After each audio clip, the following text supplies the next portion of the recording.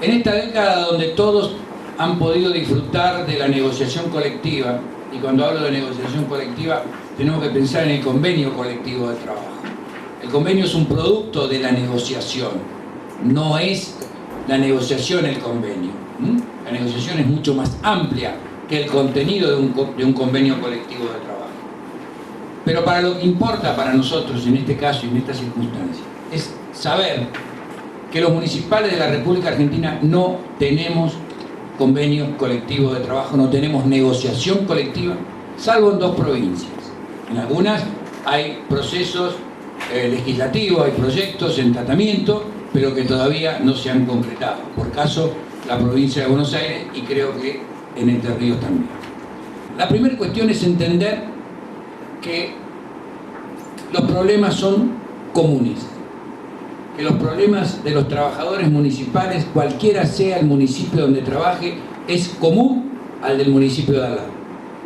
Y que lo que le ocurre a un trabajador municipal de Jujuy le pasa lo mismo a un trabajador municipal de Paraná que a un trabajador municipal de Quilmes. Entender que esta división en la que estamos incluidos debemos superarla a partir de la unidad en la comprensión de lo que representamos y de lo que representa cada trabajador municipal.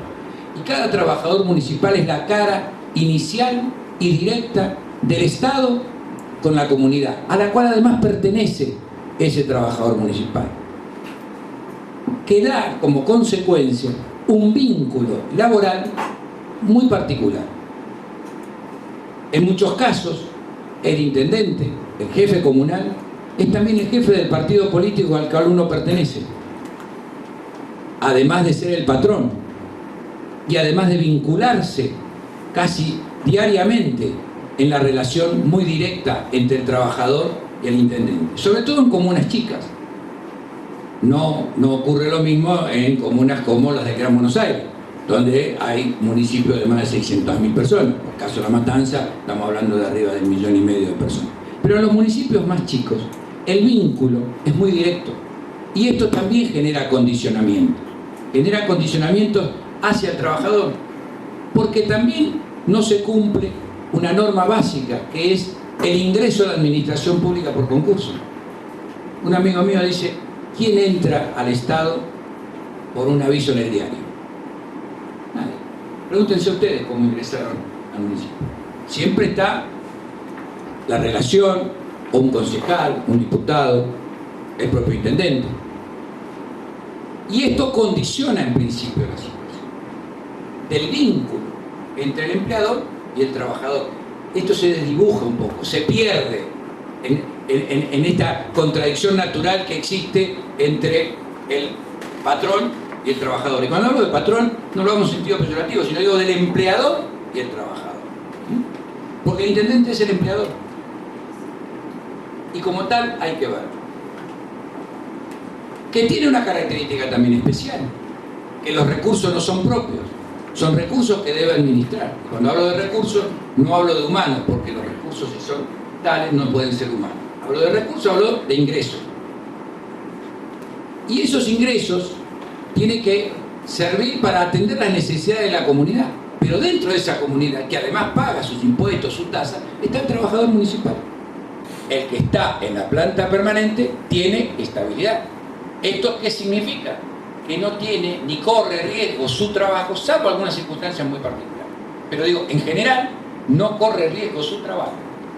Y en consecuencia es más libre de poder defender sus derechos, defender sus intereses, de engrosar el colectivo, que es el sindicato, y en consecuencia tener una representación colectiva más fuerte para la defensa de sus intereses.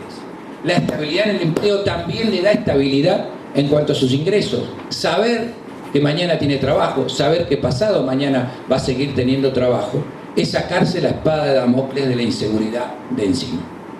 Y esto no es un tema menor. Pero ¿cuál fue el origen de establecer la estabilidad como un derecho, diría, absoluto de los trabajadores públicos? Y cuando digo trabajadores, lo contrapongo a lo que toda la vida fue tratado como agente. Y después me voy a referir por qué la diferencia entre agente y trabajador. ¿Y qué evolución tuvo esto en relación a la construcción y a la participación en la acción sindical, en la construcción del sindicato y, por supuesto, las tres patas que es sindicato, huelga y negociación colectiva? Es, digamos, el derecho colectivo en sí mismo. Esta estabilidad tuvo por objeto, cuando se estableció en la Constitución Nacional, y esto surge de la discusión en la Constituyente, que era evitar que el empleo público se transformara en un coto de caza de quienes temporariamente ejercieran la administración del Estado, ya sea a nivel nacional, provincial o municipal. No se hace diferencia. Más aún, el artículo 14 de la Constitución Nacional una sola diferencia hace, y que es que el trabajador público tiene estabilidad. En el resto somos iguales, los trabajadores públicos y los trabajadores estatales. Esto, que lo digo fácilmente, no es así en la realidad. Los jueces no lo interpretan de la misma manera, salvo esta Corte Suprema de Justicia de la Nación, que con fallos importantes ha establecido cosas como que el trabajador es el único de preferente tutela en la Constitución Nacional. Es el único que tiene esa preferencia en tutelar sus derechos, es el trabajador. Y esto lo ha dicho la Corte Suprema de Justicia de la Nación en el caso Madorrán. ¿Esto a qué apunta? Apunta a evitar que cada intendente, en el caso nuestro, que venga, eche a todos los que estaban y ponga a todos los que él trae que pertenecen a su partido político o a su relación. Esto es un objetivo no concretado, no logrado todavía en la realidad. Por caso, en la provincia de Buenos Aires, la planta estable, la planta permanente, uno ingresa al municipio para tareas normales y habituales y tiene un periodo de 1 año de prueba para determinar la idoneidad, que es el único requisito para el ingreso a la función pública. Ese año, si no hay oposición fundada, esto es, si no se establece, no se imputa alguna situación especial para que ese trabajador adquiera la estabilidad, por el transcurso del tiempo automáticamente ingresa o queda dentro de la planta permanente. Pero desde el año 1996, en que se sancionó en la provincia de Buenos Aires la ley 11757, esto pasó a ser una quimera. Esto no funciona así. Se ingresa para tareas normales y habituales a través de la planta transitoria. ¿Y qué es la planta transitoria? Por su propia palabra, que es corta, es de tránsito. Esta planta transitoria, que significa el trabajo no permanente, que significa el trabajo no estable, que significa que mañana te pueden dejar sin trabajo, ha sido utilizada en fraude a la ley y en fraude a la Constitución, porque ni la propia ley 11757, que es la ley de la provincia de Buenos Aires, establece esta transitoriedad para el ingreso a la función pública, sino es para casos extraordinarios o de temporada, excepcionales. Sin embargo, ingresan al municipio, a la tarea municipal, para hacer trabajos normales y habituales. Y no están 1 año, están 2, 3, 5 años, 7 años, 10 años. Y luego logramos, de una larga discusión, conversaciones, etcétera, etcétera, que además avalamos con nuestra acción, porque no nos queda otra alternativa, que se haya violado la norma del ingreso a la administración pública por el periodo de 1 año, y empezamos a pedirle al intendente que incorporemos a la planta permanente a esos compañeros compañeras que hace 5 años o 7 años que están en esta planta transitoria. Hubo una violación de origen, que no ingresaron donde debían. Y esto también ha sido avalado por la justicia de la provincia de Buenos Aires. La Suprema Corte de Justicia de la provincia de Buenos Aires ha dicho que esto está bien. Y está bien porque no importa el tiempo que haya trabajado. No importa que sean 5, 10, que haya transgredido la norma de 1 año. Ni importa qué tipo de tarea realizó, dice la Suprema Corte de Justicia. Decía, lo que importa, dice, es que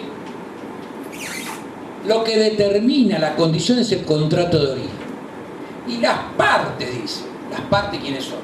El intendente, el municipio, y el trabajador, por el otro lado, establecieron un ingreso por la planta transitoria, como si existiera igualdad entre el trabajador y el empleador. Esta igualdad que no existe, por eso existe el derecho del trabajo. El derecho del trabajo viene justamente a establecer privilegios en favor del trabajador para proteger al más débil del vínculo laboral, que es el trabajador. Pregúntense ustedes quién puede sentarse enfrente del intendente y decir, no, mire, yo voy a hacer trabajo normal y habitual como lo hace Juanita, ¿y por qué me va a mandar a mí a la planta transitoria cuando yo debería ingresar? Y si al cabo del año no reúno las condiciones, usted dirá que no tengo idoneidad para el cargo. Pero no me deje ingresar por la planta transitoria, porque yo tengo un derecho en expectativa que dentro de un año me transforme, tenga el derecho a la estabilidad, que sea mi trabajo estable. ¿Quién? ¿Quién de ustedes es capaz de sentarse enfrente del intendente y decirle esto? Si necesita el trabajo. Y ahí vamos a un punto esencial, la necesidad del trabajo. La necesidad del trabajo porque hay que alimentar a la familia. Consecuentemente no hay igualdad de situaciones entre el empleador y el trabajador. Hay un contrato de imposición o de adhesión, como decimos los abogados. En consecuencia, esta igualdad en el origen del contrato que la Corte de la Provincia de Buenos Aires, la Suprema Corte de Justicia de la Provincia de Buenos Aires, intenta utilizar para justificar este atropello, no existe, es una falacia, es una mentira. La justicia contencioso administrativo establece la presunción de legitimidad del acto administrativo, lo cual significa la presunción de legitimidad del despido. Y al que protege es al Estado, en cambio, el derecho del trabajo, como dije hoy, al que protege es al trabajador. Por lo tanto, la justicia del trabajo tiende a aplicar normas de protección del trabajador. Entonces, los principios en que se asienta una y otra competencia son diferentes. Por eso es importante que entendamos que la parte de la pelea que tenemos que dar es que las cuestiones de empleo público sean tratadas dentro de la justicia del trabajo y no de la justicia contencioso administrativo. No es un tema menor, es un tema muy importante, porque después estamos peregrinando y luchando para lograr reivindicaciones que serían muy fáciles de lograr en la justicia laboral. Que de hecho ya hoy entienden dos temas centrales del empleo. El accidente de trabajo va a la justicia del trabajo, no va al contencioso administrativo. Y todo lo que tiene que ver con el derecho sindical también va a la justicia del trabajo, no va al contencioso administrativo. Lo que nos queda es la parte del empleo público. No es menor, pero este es el punto que todavía no hemos logrado, no digo logrado que se concrete, no hemos logrado hacernos cargo de esta situación, pese a que la Confederación de Trabajadores Municipales viene bregando por esto en sus solicitadas, en sus planteos, está permanentemente la reivindicación de que el tratamiento del empleo público pase por la justicia del trabajo o pase a la justicia del trabajo. El interlocutor ya no es José, el interlocutor es el sindicato, que es el agrupamiento de nuestra fuerza. Estamos en un plano ahí sí de mayor igualdad. Para eso hay que fortalecer al sindicato, para eso hay que entender qué es la negociación colectiva. Esa negociación colectiva la tiene que formular el sindicato. Y cuando tengamos la ley que nos permita decir y exigir que todos los años en tal fecha debemos reunirnos para discutir nuestras remuneraciones, para discutir nuestras condiciones laborales, para discutir la incorporación de nuevas tecnologías, para discutir el nuevo escalafón, para discutir las incorporaciones de nuevas actividades que se le han ido trasladando a los municipios, aunque bien es cierto que este traslado tampoco fue acompañado de los recursos necesarios en este proceso de desmantelamiento del Estado que ocurrió en la década del 90. Y que de alguna manera hoy debemos enfrentar en esto que se llama la recuperación por parte del Estado de su poder, de su capacidad de acción, que en definitiva es la herramienta que nos permite distribuir mejor los ingresos y es la herramienta que nos permite alcanzar mayores niveles de justicia social. Para esto es el Estado, no para ser un empleador y explotador más. El Estado es una herramienta de todo. Y los trabajadores municipales somos la base de ese Estado. Estamos atendiendo a nuestro vecino desde que nace hasta después de muerto, porque seguimos atendiendo el cementerio. Es el único caso. Y tenemos el empleador al lado. Pero hay barbaridades que tienen que ver con esta falta de organicidad, falta de fuerza, falta de concretar una acción común más poderosa, de terminar con la planta transitoria y de enriquecer a nuestros sindicatos. Actuado en la Organización Internacional del Trabajo, en la OIT, la denuncia por el incumplimiento del convenio 154 ratificado por la Argentina en el año 87. El convenio 154 establece la obligatoriedad de impulsar la negociación colectiva en el sector público, es decir, en la administración pública. En la Argentina existe negociación colectiva a nivel del sector público nacional, existe negociación colectiva a nivel del sector público provincial. En general, en varias provincias en esto hay negociación colectiva, hay una ley de negociación colectiva del sector provincial, pero no hay en los municipios, salvo estas dos excepciones. Acaba de ser enviado al gobierno nacional para que dé respuesta en el perentorio plazo de por qué no se cumple con el convenio 154 para los trabajadores municipales de la República Argentina. Este es un paso sumamente trascendente, muy pensado y meditado antes de hacer la denuncia. Hemos analizado todas y cada una de las consecuencias políticas que podía traer, pero primó por sobre todas las cosas la lealtad y primó responder a los intereses de los trabajadores municipales para tomar la decisión no alegre, pero necesaria, de hacer la denuncia que correspondía ante la Organización Internacional del Trabajo. Nosotros venimos bregando, y ustedes saben, desde hace tiempo, en la constitución del Consejo Nacional del Empleo Municipal decente. Decente en términos de la OIT, decente quiere decir empleo digno. Y empleo digno quiere decir estabilidad en el empleo público, entre otras cosas. Sin hablar del tema remuneración, sin hablar del tema de categoría, sin hablar del tema concurso, no solo para ingresar, sino para ir escalando en la carrera de la administración pública. Esto significa trabajo decente.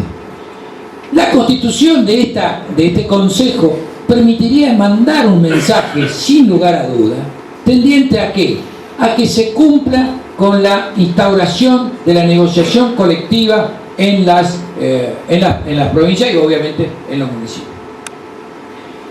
Este Consejo Nacional del Empleo Municipal, como lo tienen los docentes, podría tener atribuciones hasta de fijar el salario mínimo para los trabajadores municipales de todo el país. Un salario de referencia básico, común a todos, porque todos más o menos hacemos el mismo laburo. Algunos hay más industria porque está en la zona industrial y otros más agrarios porque está en la zona más agraria, pero todos hacemos desde el punto de vista administrativo en general el 80% la misma tarea. Tiene diferencia en función de determinadas circunstancias que ese propio del lugar, pero esto no puede evitar que tengamos una remuneración común para todos los trabajadores municipales, otro elemento de unión, de unificación, de reivindicación común a todos los trabajadores municipales, y esto se puede lograr. Se puede lograr si tomamos conciencia que esta pelea no es superestructural, no es una pelea que 20 dirigentes se le ocurrió con un abogado hacer una denuncia a la OIT para ya lejos. No, esto es concreto, esto es para todos los días, esto es para nosotros y para nuestros hijos. Esto significa ser trabajadores estatales igual que el de la provincia e igual que el de la nación. Tener el derecho a ser considerado del mismo modo.